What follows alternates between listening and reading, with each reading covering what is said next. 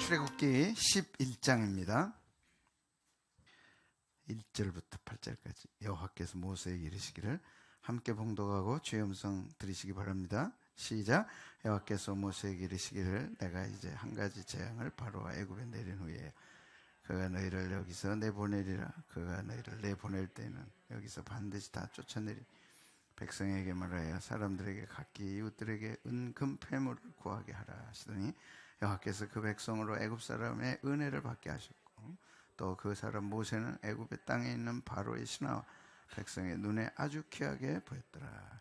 모세가 바로에게 이르되 여호와께서 이와 같이 말씀하시기를 밤중에 내가 애굽 가운데로 들어가리니 애굽 땅에 있는 모든 처음 난 것은 왕 위에 앉아있는 바로의 장자로부터 맷돌 뒤에 있는 몸종의 장자와 모든 가축의 처음 난 것까지 죽으리니 애굽 온 땅에 전무후무한 큰 부르짖음이 있으리라. 그러나 이스라엘 자손에게는 사람에게나 짐승에게나 개 한 마리도 그 혀를 움직이지 못하니 여호와께서 애굽 사람과 이스라엘 사이를 구별하는 줄을 너희가 알리라 하셨나니 애항에 이 모든 신하가 내게 내려와 내게 절하며 이르기를 너와 나를 따르는 온 백성은 나가라 한 후에야 내가 나가리라 하고 심히 노하여 바로에게서 나오니라. 아멘. 애굽에 내린 재앙의 의미입니다. 이스라엘 백성들이 400년이 지나갔습니다. 70명이 들어가서 400년 동안 장정만 60만 명, 가솔들까지 다 하면 250만 명을 이뤘습니다. 이것이 하나님의 놀라운 계획이었음을 훗날 알게 됩니다. 가나안 땅에서 이스라엘 백성들이 400년 만에 250만 명의 국가를 이루었을까? 한 민족을 형성하고 한 국가를 형성할 하나님의 놀라운 계획은 애굽 땅으로 보내서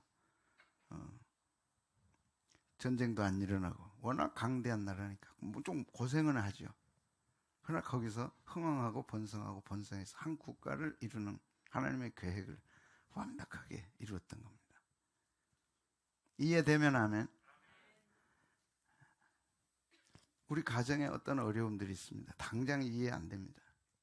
그러나 세월이 지나고 보면 이것이 하나님의 계획이었구나 알 수 있는 거죠. 가나안 땅에서 70명이 400년 후에 250만 명을 이루었다? 어렵습니다. 그러나 대강대국 애굽 제국에서 그들은 보호를 받으면서 육체적 고생은 좀 했지만 국가를 형성하고 기틀을 마련하고 출애굽하게 된 거죠. 그리고 가나안 땅을 정복하게 되는 겁니다. 가나안 땅에서 그대로 자랐고 성장했다면 아마 가나안 민족에게 먹혀들었을 거고 그 문화에 다 흡수됐을 거고 순수한 유대 민족은 될 수 없었을 겁니다. 그런 놀라운 어마어마한 하나님의 계획을 우리는 보게 된 거예요. 그래서 항상 기뻐하라, 쉬지 말고 기도하라, 범사에 감사하라. 하나님의 위대하고 원대한 계획 앞에 어떠면 점 같은 내 안목, 내 관점 내려놔야 되는 거예요. 아멘. 아멘. 오직 하나님 기뻐하고 예배하면 하나님의 인도에 가시는 거예요. 그래서 400년이 지났습니다. 그리고 이제 출애굽하게 되죠. 이 피라밋과 스핑크스가 있는 대제국 그 보호 속에 그들은 한 국가를 형성한 거예요. 애굽의 대적이 될 만큼 애굽 왕 바로가 두려워할 만큼 커진 겁니다. 그래서 때가 되니까 출애굽하고 막판에 가서는 이렇게 막 벽돌을 굽고 막 고생. 그 육체적 고생은 고생도 아니죠. 우리가 조금만 견디면 육체적 고생은 행복입니다. 하나님의 뜻을 이루고 하나님의 위대한 계획과 비교하면 육체적 고생은 두려워할 필요가 없는 거예요. 그렇지? 공부 열심히 해서 육체가 힘들어 장차 될 일을 생각하면 할 수 있는 거야.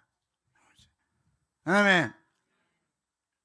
그래서 이 역사를 이루었고 마지막 열재앙이 터진 거예요. 이렇게 이 열재앙 가운데 아홉 가지 재앙은 애굽의 신들이었어요.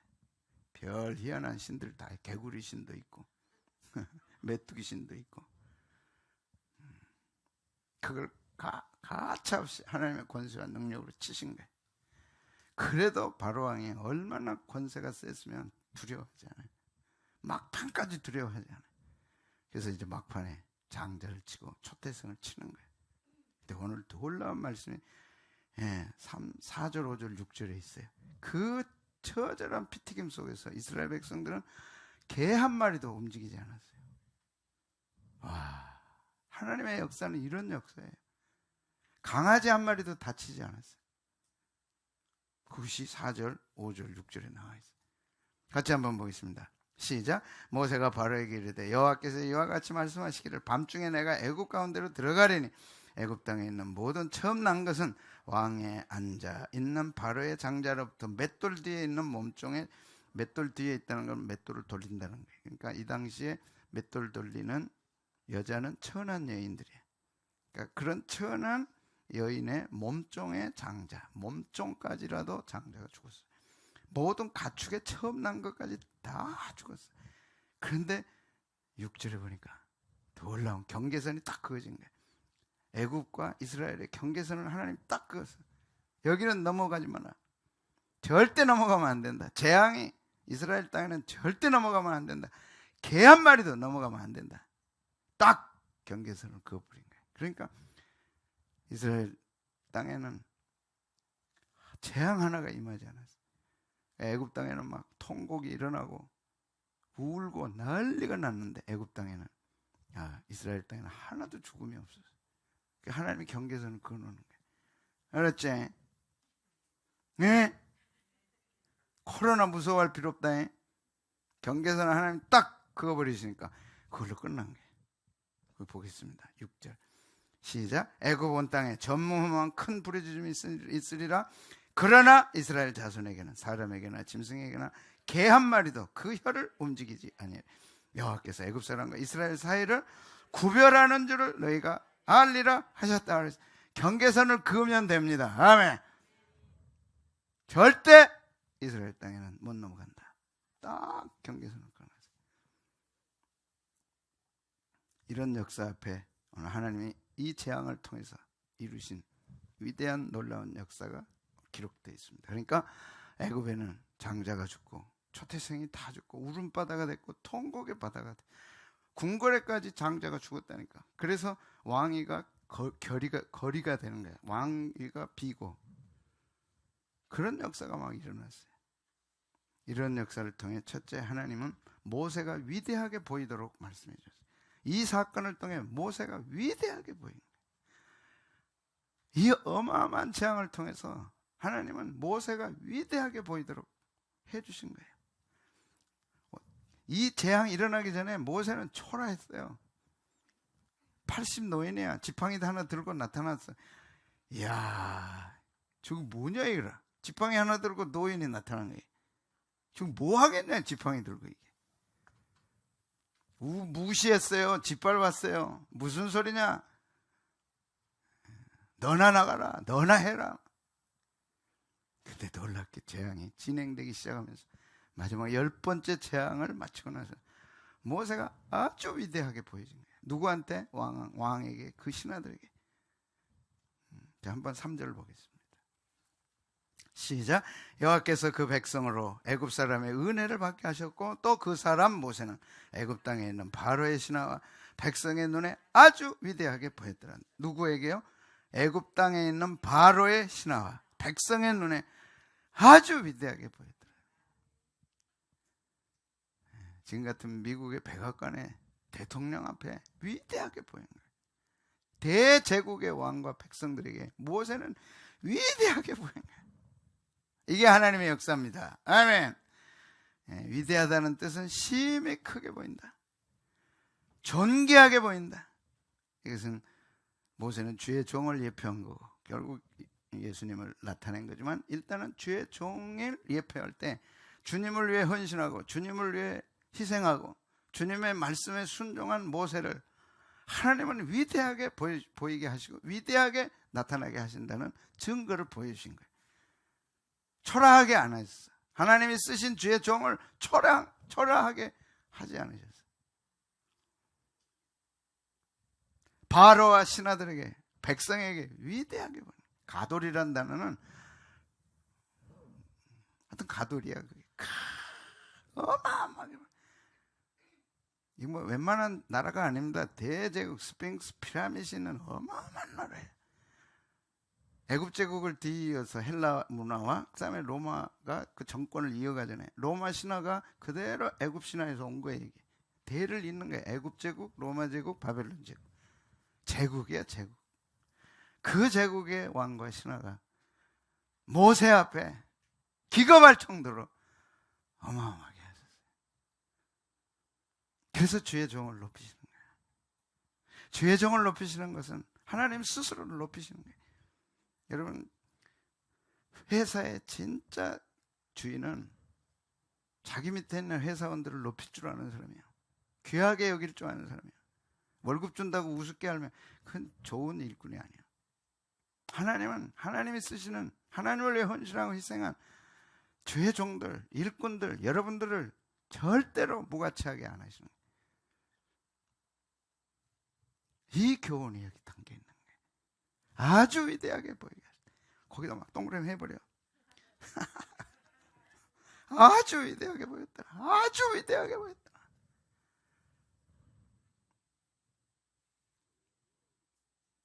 전 종종 목회하면서 손해의식을 갖고 있는 분들을 가끔 만나요. 참 안 됐다. 참 저러면 안 되는데. 헌금하고 손해의식 갖고, 봉사하고 손해의식 갖고, 손해 날까봐 봉사 안 하고, 자기만 알고, 자기 가족만 알고. 그 크리스찬의 마음, 세계관이 아니야. 크리스찬의 세계관은 자기를 뛰어넘어야 돼. 자기 가정을 뛰어넘어야 돼. 자기 자식을 뛰어넘어야 하나님이 그 자식, 그 가정을 축복하신다고. 내가 끌어안고 있으면 그럼 네가 알아서 해라는 거야. 크리스찬의 세계관, 주님을 마음에 품고 있는 우리는 주님과 같은 마음을 가져야 돼. 땅 끝까지 갈 때 하나님이 우리 가정, 우리 자녀를 책임져 주시는 거예요. 어떻게? 아주 위대하게 보이더라. 응? 공부 좀 못해도 그 시간에 아까워서 교회 봉사 안 하고, 그거보다는 내가 조금 손해나고 점수 못 맞아도 내가 그 시간에 가서 봉사하고 하겠다. 이게 출세길이야. 이쪽은 아멘 안 하고 여기는 조금. 아이고, 얼마나 인색한지 몰라요, 요새 사람들. 성털끔 남고도 양반하려고 손해 안 보려고. 절대, 여기 오늘 3절에 있는 대로 절대 눈에 위대하게 안 보이게 합니다. 아멘. 여기 한 사람 소개한 모세도 그랬지만 다윗도 그랬잖아요. 얼마나 다윗이 초라해서 쫓겨다닐 때 끝까지 신앙 지키고, 끝까지 믿음 지키고, 끝까지 예배 지키고, 하나님이 다윗을 얼마나 높이셨어요. 아주 높이셨어요. 한 사람이 여기 모르드게라는 사람입니다. 하나님 앞에 지조를 지켰어. 하나님 앞에 신앙을 지켰어. 그러니까 하만에게 절을 할 수가 없는 거야. 하만은 마귀 예표예요. 지금 모르드게는 고급 공무원입니다. 궁궐의 문 앞에 앉아있는, 드나드는 출입하는 데서 고급 공무원이에요. 근데 그 앞에 총리가 지나갈 때 손 비빌 수 있어요. 왜? 고급 공무원인데 그걸 결정권을 갖고 있는 총리 앞에 손 비빈다고 웬만하면. 근데 모르드게 마음에는 너는 마귀 예표야. 나는 오늘로 얘기하면 그렇다 이거지. 모르드게가 유대인을 얼마나 무시하고 멸시했어. 그래서 고개 안 숙여 그 사람은. 신앙은 지조를 지켜야죠. 아멘. 지조를 지켜야 돼. 신앙은 손해 보더라도 지조를 지켜야 돼. 자리가 위태위태하더라도 지조를 지켜야 돼. 딱 지켰어. 그러니까 뭐 하만이 화가 나가지고, 누구냐? 유대인이다. 그래서 유대인의 몰살 계획을, 아하스레 왕을 설득시켜가지고 짜잖아. 그럼 왕 그것도 참 바보같이 거기다 사인을 한다고. 왕이 그 유대인의 몰살 계획 붙잖아, 게시판에. 온 백성에게 유대인의 몰살 계획을. 그 계획을 알고 모르드게가 에스더에게 가서 이 민족이 죽게 생겼는데 너 그러고 있느냐 해서 에스더가 죽으면 죽으리라 하고 사흘 동안 금식 기도해서 살려내잖아요. 그래서 살아났어. 모르드게를 죽이려고 했던 그 자리에 자기가 죽는 거야, 하만이. 역전승의 하나님이라니까. 아멘. 절대 기도는 헛되지 않아요, 여러분. 어려울수록 기도해야 되고, 환경을 바꾸고 상황을 뒤집어 엎고 닫힌 문을 열게 만들고 안 되는 걸 되게 하는 게 기도고, 금식 기도고, 새벽 기도고, 그게 다 뒤집는 거예요. 그게 진짜 뒤집어졌어요. 하만이 죽고 그를 따르던 모든 사람들이 다 죽고, 그 다음에 오늘 이 말씀 에스더서 10장 2절 3절, 아수로 왕의 다음이 돼서 모르드게가 총리가 된 거야. 죽을 뻔했던 모르드게가 아수로 왕의 총리가 됐어. 그 다음에 이 세 가지가 너무 좋은 거예요. 크게 존경받고 형제들에게 사랑받고 백성의 이익을 도모해서 모든 종족의 기쁨이 됐다. 제가 이 말씀 보면서 이번 대통령 후보가 이랬으면 좋겠다. 존경받는 대통령 후보, 사랑받는 대통령 후보, 아멘. 백성들의 이익을 도모하는 대통령. 나는 다른 말 필요 없고 이 세 가지만 딱 걸면 되겠다. 나는 존경받는 대통령이 되고 싶습니다. 나는 사랑받는 대통령이 되고 싶습니다. 나는 온 백성의 이익을 위한 대통령이 되겠습니다. 딱 1, 2, 3 찍으려면 찍고 말라면 마세요. 딱. 이야, 공약이 뭐 필요 있어? 대통령 된 다음에 하면 되지. 다 해놓고 하나도 안 하고. 아니었더라. 이런 역사가 일어나. 죽을 뻔한 모르드게가 국무총리가 된 거예요. 왜 그랬나요? 하나님 앞에, 백성 앞에 신앙의 지조를 지켰기 때문에. 마귀 예표인 모르드게, 하만에게는 절할 수 없어. 내가 쫓겨나고 내가 죽는 한이 있더라도 그건 할 수 없다는 거예요. 예, 총리가 된 거예요. 하나님이 주의 종을 높이십니다. 아멘. 하나님이 주님을 위해 헌신하고 주의 종과 함께 수고하고 애쓴 성도들을 높이신다니까. 아멘. 그 반열과 축복에 드시기를 바랍니다. 당대가 복을 받고 후대가 복을 받고. 아멘. 그래서 1대 신앙이 중요하고 2대 신앙이 중요하고 3대 신앙이 중요하고. 자료를 찾다가 1960년도 을지로에서 산부인과를 세워가지고 그것이 축복을 받아가지고 그 아들이 차 산부인과를 세워서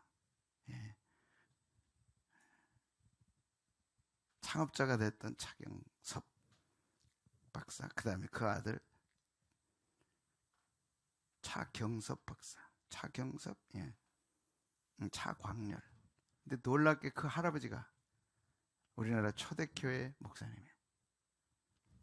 그래서 평양 신학교, 지금 총신 장로교 신학 최초 장로 신학교의 4회 졸업생이에요. 그래서 1911년에 졸업을 했어요. 그래서 차형준 박사, 차형준 박사, 그 밑에 차광섭, 차경선, 그 다음에 차광렬. 그래서 3대가 이어오면서 그 할아버지가 목사가 돼가지고 강계읍에서 목회를 하고 3.1운동이 터지자 강계읍을 중심으로 해서 독립운동을 했던 분이에요. 그래서 감옥에 갇혀가지고 옥고를 치르고, 그 다음에 이 강계 정신을 일으킬 만큼 강계 정신이라는 게 흘러온대요. 이게 강계 지역을 중심으로 한 독립운동을 했는데 그 지역의 중심인물이었어, 할아버지가. 그리고 옥고까지 치렀어. 그리고 재산을 가지고 많은 독립운동을 지원했어요. 그 아들이 차경섭 박사예요. 그리고 그 손자가 차광렬 박사예요. 그리고 오늘 차병원을 이룬 거예요. 그 차병원 속에는 이런 나라를 생각하고 선교를 하고, 그 다음에 중국까지 가서 선교하고, 할아버지가. 그래서 막 불철주야 이곳저곳 뛰어다니다가 광복을 못 보고 1943년에 일찍 세상을 떠났어요. 20대 30대 초반에 북쪽 지역, 강계 이쪽 북쪽 지역을 아주 휘짓고 다니면서 중국까지 선교하고 활동했던 할아버지. 그 할아버지 밑에 아들이 산부인과가 됐고, 그 다음에 이제 세상 98세에 세상 떠났어요. 이 차 누구예요? 차경선 박사가 98세에 세상 떠나고 지금 손주가 이어서 하고 있는데 그 속에 나는 잘 모르지만 딱 나타난 걸 보니까 선교 정신이 들어가 있어요. 우리나라 최초로 역수출, 의료를 역수출하는 병원이 바로 이 병원입니다. 그러니까 알렌 선교사가 한국에 들어와가지고 조선에 들어와서 고종의 주치의가 된 게 현대의학의 시초예요. 우리나라에 선교사로부터 시작됐어요. 누구라고? 알렌 박사. 그 고종의 주치의였어요. 워낙 의료 시설이 없으니까 선교사님들이 이제 저 동부지역, 미국 동부지역에 가서 조선이라는 나라가 있는데 주사도 없고 아무것도 없고 사람들이 이렇게 막 죽어가고 이런다 하니까 세브란스라는 사람이 그러면 내 재산을 바치겠다 해서 병원을 세워달라. 그리고 병원을 세워서 의술을 일으켜달라. 한 게 세브란스 병원이에요. 최초 정식 병원이 세브란스 최초 병원. 그게 선교 정신이에요. 근데 이 차병원도 선교 정신으로 7개 나라에 의료를 수출했는데 미국에도 가 있고 일본에도 가 있고 특히 동남아시아에 많이 가 있어요. 그 할아버지가 중국을 선교하고 이렇게 했기 때문에 동남아시아 특히 어린이 심장병 환자들을 중심으로 많이 치료를 하고 있어요. 현재 딱 보면서 3대가 중요하거든요. 바른 신앙, 바른 헌신의 1대, 2대, 3대가 정말 중요하다. 그래서 3대는 묻지도 말고 결혼해라. 신앙 좋은 3대는 묻지도 말고 결혼. 그러면 1대는 고생하고 2대는 뭐냐? 2대는 그냥 2대야. 근데 3대는 진짜 축복을 받는 거예요. 제대로 된 신앙은 3대에서 열매가 맺어요. 1대 신앙이 2대로 가고 2대 신앙이 3대 신앙에서 열매를 맺는 거예요. 우리나라의 이 3대 신앙들의 조사를 좀 해보고 그 할아버지 얼마나 수고하고 애썼는가, 그리고 그 당대, 후대, 3, 4대가 어떻게 복을 받았는가 이런 조사를 해서 좀 발표하면 좋겠는데 그 차병원이 그 중에 하나예요. 특히 차병원은 임신하지 못하는 남자와 여자들 치료해가지고 일찍부터 일을 했어요. 야, 그게 뭘까? 창세기 1장 28절에 생육하고 번성하여 땅에 충만하라. 야, 충만 운동을 벌이고 있구나. 그렇게 생각해. 선교 정신이 지금도 이어가고 있는 거예요. 하나님이 주님을 위해 수고한 주의 종들, 주님을 위해 수고한 주의 성도들 그냥 두시지 않아요. 반드시 크게 위대하게 보이는 역사가 있게 하신다고. 아멘. 나는 그 일에 우리 교회와 내 자신이 열매가 되고 싶은 거예요. 한창 뜰 때는 저 만나기 어려웠다고 하죠. 지금은 전화도 안 와. 만나자 그래도 부담스러워 할 거야. 이제 조금 지나면 올 연말쯤 이제 나 전화 안 받아. 이제 만나기 어려워. 이제 그래도 만나야지. 절대 주의 종들, 절대 주님을 위해 헌신한 사람들 하찮게 안 보이게 하고 초라하게 안 하신다. 오늘 모세가 어떻게 보였어요? 아주 위대하게 보이니라. 누구 앞에? 왕 앞에, 신하들 앞에. 그것도 대제국이라니까. 애굽 제국의 왕과 신하들 앞에, 백성들 앞에 아주 위대하게 보이게 하셨다. 아멘. 그래서 성경은 높이는 일이 하나님께 있다는 걸 명확하게 말씀한 거예요. 아멘. 높이는 일이 네가 공부 열심히 해서도 되지만 아무리 공부 열심히 해도 하나님이 높여주지 않으면 안 되는 거예요. 분명히 알아야 돼. 하나님이 높이면 왕이 뜨는 거야. 이쪽도 해야 돼. 니들이 아무리 열심히 하고 해야 돼. 그러나 하나님이 안 높여주면 한계가 있는 거야. 어느 선까지만 올라가고 그걸로 끝나. 아멘. 어디까지는 되지만 안 된다고. 이제는 그 장벽은 하나님의 은혜로 뚫어야 되는 거예요. 그 한계선은 하나님의 은혜로 넘어서야 되는 거예요. 제자교회 한계에서 열방교회로 뛰어올 때 그 한계를 우리가 어떻게 넘었냐. 목사님 넘는 거 하나도 없는데 보라니까. 이제 어떻게 우리가 한계를 뛰어넘었냐고. 미사일도 한계를 뛰어넘으려면 로켓이 또 하나 발사가 돼서 거기서 뛰어넘는 거예요.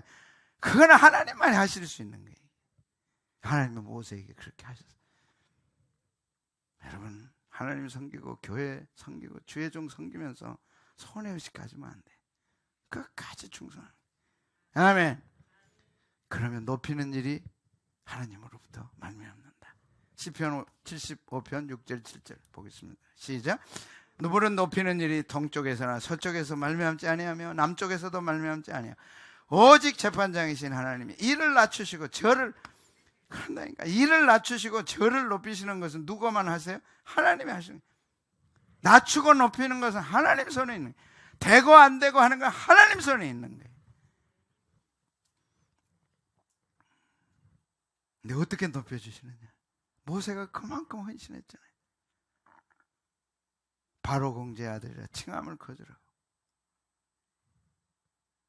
이스라엘 백성과 함께 고난받기를 잠시 세상의 낙을 누리는 것보다 더 좋아하고 버렸더니 하나님이 이렇게 높이시는 거예요. 하나님이 지극히 높였습니다. 아멘. 여러분도 그렇게 높일 정도가 되셔야 돼. 목사님 기도해 주세요. 기도해 주죠, 목사님. 근데 하나님은 묻는 거예요. 왜 네가 합격해야 되냐? 네가 왜 축복을 받아야 되냐? 대답할 말이 있어야지. 왜 합격해야 돼? 합격해서 뭐 하려고? 하나님 묻는 거예요. 합격해서 뭐 하려고? 축복받아 뭐 하려고? 건강해서 뭐 하려고? 명확한 내 목표가 있어요. 주님 축복하면 저는 주님 이렇게 섬기겠습니다. 주님의 기도에 응답해 주시면 저는 이렇게 하겠습니다. 딱 있어야 돼요. 하나님 제자, 열방 제자께 축복하시면 첫째, 둘째, 셋째. 첫째도 선교, 둘째도 선교, 셋째도 선교. 여러분 선교하면 자식이 축복받는 거 아세요? 이제 구정 끝나고 오면 선교 헌금을 작정할 거예요. 이제 좀 가슴이 떨려? 그런데 10,000원이야, 10,000원. 선교사님들 오면 갈비탕 하나씩 할 수 있지? 응? 갈비탕 한 그릇 할 수 있어 없어? 해보자고. 올해부터 우리 선교가 시작됩니다. 이제 선교비 모아야 돼. 10,000원. 절대 손해나지 않아요. 하나님 일하고 손해나지 않아요. 주를 위해 살고 절대 손해보게 하시잖아요. 높이는 일이 주께로부터 말미암을 믿으시기 바랍니다. 근데 놀라운 것이 2절에 또 하나 있는 거예요. 너희들이 나갈 때 금은 폐물을 가지고 나가라. 그걸 달라 그래라. 이야, 이건 역사적 사건이에요. 그 말이 무슨 말인가? 2절 말씀 보겠습니다. 시작. 백성에게 말하여 사람들에게 각기 이웃들에게 은금 폐물을 구하게 하라 하셨어요. 은금 폐물을 구한다는 것은 폐물인데, 폐물은 방패도 되고 그릇도 되고 기물도 되는데 전리품이에요. 전리품을 달라 그래라. 너희는 패전국가가 아니고 승전국가다. 너는 패장병이 돼서 애굽을 도망 나가는 게 아니라 승리한 나라다. 승리한 승리병이다. 그러니까 당당하게 승리하면 전리품을 달라 그럴 수 있어요. 전리품을 요구할 수가 있어요. 그거 달라 그래라. 그래서 다 받아가지고 나갔어요. 예. 하나님이 이스라엘을 패전 국가로 만들지 않고 승리의 국가로 만들어서 은금 폐물을 가지고 나가게 하시고 당당하게 달라 그래. 다 줬어. 사람들이 안 된다는 사람 한 사람 다 줬어. 이것이 하나님이 하시는 일입니다. 여러분, 하나님이 하실 때는 우리를 패배자로 만들지 않아요. 하나님이 우리를 하실 때는 패잔병으로 만들지 않아요. 요새 좀 기가 죽은 사람이 몇 분 있어. 있지?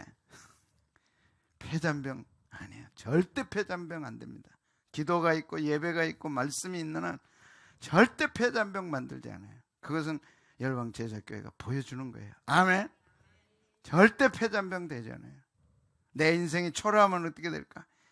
내 남은 인생이 이렇게 되면 어떻게 될까? 두려워할 필요 없어. 심으면 반드시 거둡니다. 아멘. 젊었을 때 심고 할 수 있을 때 심어야 돼. 교회는 반드시 승리합니다. 예수님 스스로가 말씀했어요. 이 반석 위에 내 교회를 세우리니 음부의 권세가 이기지 못한다. 뭘 두려워하느냐? 음부의 권세가 이기지 못한다. 너는 잘되고 승리하고, 그래서 교회는 승리하는 교회입니다. 절대 패배하지 않아요. 주님이 계신 주님의 교회는 절대 패배하지 않아요. 그래서 은금 폐물을 달라 그래라. 그래 가지고 간 거예요. 당당하게 가지고 왔어요. 그래서 승리의 은금폐물로 성소를 짓고 성막을 지은 거예요. 동냥해 가지고 지은 게 아니라고. 그게 헌금은 동냥이 아니에요. 승리해서 받은 걸 주님 앞에 돌려드리는 겁니다. 교회는 VICTORY, 승리의 빅토리. 이름을 승리라고 지어라. 승리야, 승리. 패배의식, 패배의 영성 가지고는 주님 앞에 영광을 돌릴 수 없어. 불안의 영성, 두려움의 영성, 이러다가는 안 되지, 잘못하면 큰일 나지, 아무것도 할 수 없는 거예요. 패배의 영성이 아니라 승리의 영성을 가져야 돼. 하나님이 함께 하시면 할 수 있다. 교회는 절대 망하지 않는다. 교회 안에 있는 나와 우리 집도 절대 망하지 않는다. 그래서 마지막 어린 양이 요한계시록에 만왕의 왕으로 나타나시고 만주의 주로 나타나시는 거예요. 그래서 이기시는 거예요. 한번 읽어보겠습니다.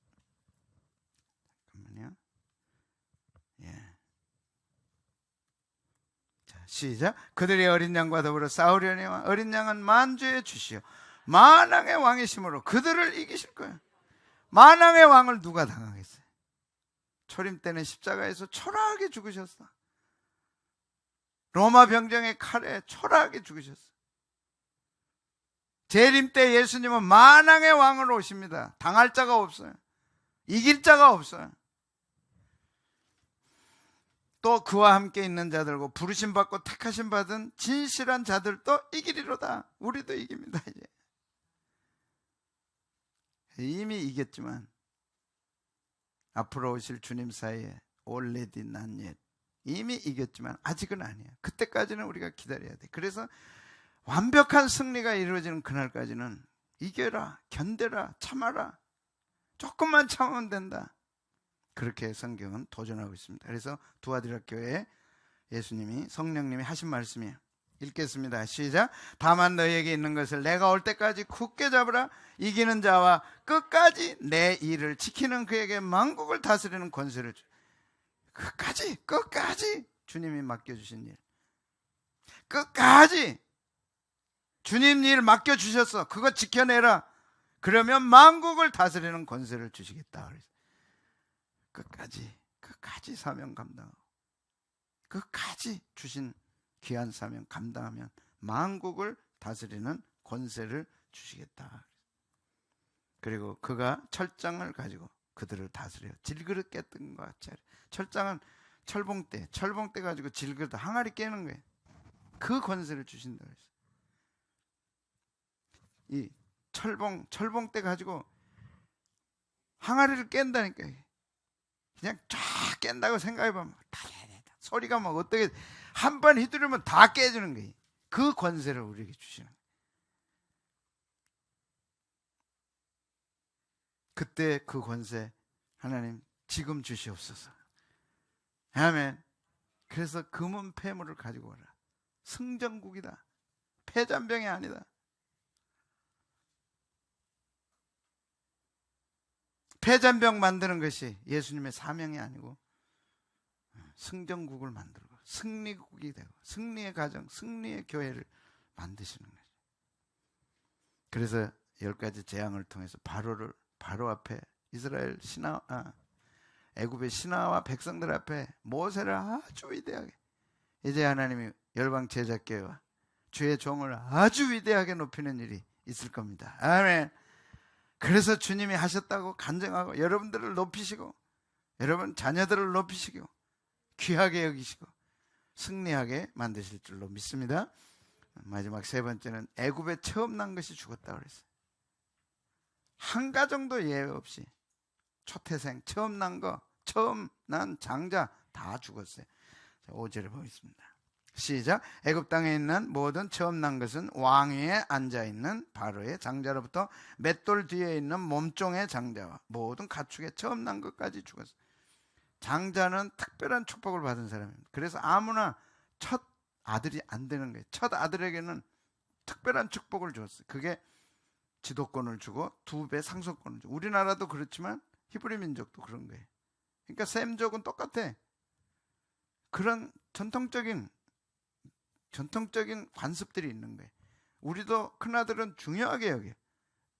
책임이 있어. 부모를 모셔야 되는 책임이 있는 거예요. 뿐만 아니라 축복까지 주시는 거예요. 둘째부터 모든 자녀들을 다 합해놔도 그 모든 합한 것의 2배를 상속받아요, 장자는. 그래서 지도권도 주고 상속권도 주고 가문의 계승자가 되게 합니다. 그런데 애굽에는 장자가 죽어버렸어요. 이제 계승이 끝나는 겁니다. 이제 애굽은 망하는 길이에요. 장자가 죽었다는 것은 이제 가문이 끝났다는 얘기. 애굽의 장자가 죽었다는 것은 국군이 끝났다는 얘기예요. 하나님이 그렇게 심판하시는 거예요. 하나님은 국가도 심판하시고 가문도 심판하고 가정도 심판하고 개인도 심판하시는 절대권을 갖고 계신 하나님. 아멘. 하나님이 한 번 치시면 끝난다니까. 애굽의 국군이 세하고 끝났어요. 그걸로. 그래서 이것을 봤던 다윗은 악인의 종말이 어떻게 되느냐? 악인은 그렇지 않다. 시편 1편에. 그럼 무엇과 같지 않느냐? 의인은 죄인에게 서지 않고 오만한 자의 자리에 앉지 않고 그 다음에 오직 여호와의 율법을 즐거워해 그 율법을 주야로 묵상하는 자다. 의인이 누구냐? 말씀을 갖고 있는 사람이고 말씀이 있는 가정이고 말씀에 순종하는 가정인데 시냇가에 심은 나무가 시절을 쫓아 과실을 맺은 것 같다. 만사가 형통한다. 근데 악인은 말씀이 없는 사람이에요. 우리가 생각할 때 악인은 뭐 악한 짓 하고 그런 것 아니고 말씀이 없는 가정은 악한 가정이에요.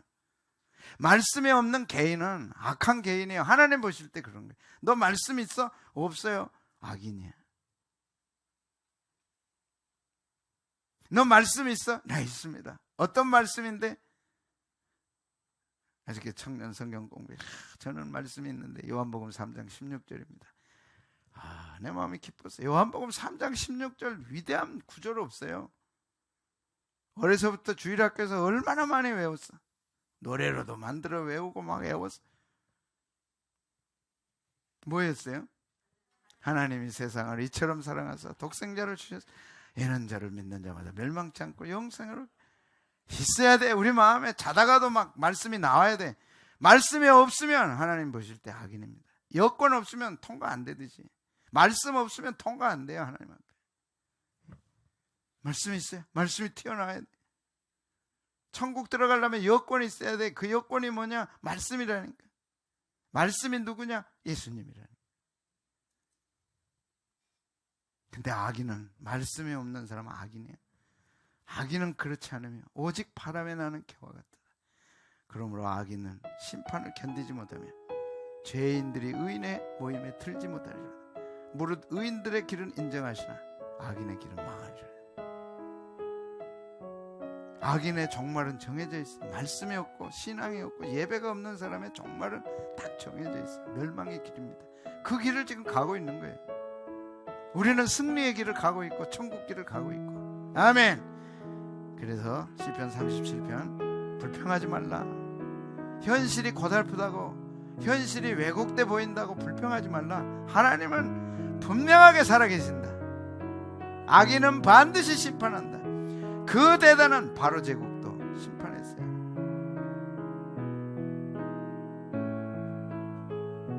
푸른 채소같이 새자날 것이라. 여호와를 그리하고 선을 행하라. 땅에 머무는 동안 그의 성실을 먹을 거리로 삼을지. 하나님 바라보고 끝까지 가면 승리합니다. 아멘. 하나님 없이 가면 당장은 잘 되고 뭐 대단한 것 같아도 악인은 망하십니다. 그래서 바로가 망하는 것입니다. 역사 속에서 하나님이 하셨다고 기록하고 있는 거죠. 그래서 시편 37편 4절에 같이 읽겠습니다. 시작. 또 여호와를 기뻐하라. 그가 내 마음의 소원을 내게 이루어 주시리로다. 올 한 해 저와 여러분과 우리 교회 하나님을 기뻐하는 가정, 하나님을 기뻐하는 교회, 하나님을 기뻐하는 목사가 돼야 되겠다. 하나님을 기쁘시게 하자. 그러면 소원을 이루어 주시는 거예요. 아멘. 어떤 소원이 되겠어요? 높여주시오. 모세처럼 지극히 높여주십니다. 아멘. 승리자가 되게 하시는 거예요. 한번 경험해 보세요. 올 한 해 패잔병이 아니야. 승리자야. 하는 것마다 되고 되기를 원하는 게 되고 하고 하고 싶은 게 이루어지고 소원을 이루어지고, 그러나 악인은 심판하지 않아요. 주님을 위해, 복음을 위해, 교회를 위해, 주의 종과 함께 수고하고 애쓴 가정들, 자녀들을 덮여주신다. 승리케 하신다. 이 축복이 여러분에게 있기를 바랍니다. 여러분 마음속에 이 말씀을 통해 불릴 듯 소원이 일어나길 바랍니다. 하나님, 나도 한번 높여주십시오. 우리 가정을 한번 높여주십시오. 제가 이렇게 살겠습니다. 승리자가 되게 해주십시오. 세월이 갈수록 승리자가 되게 하여 주시옵소서.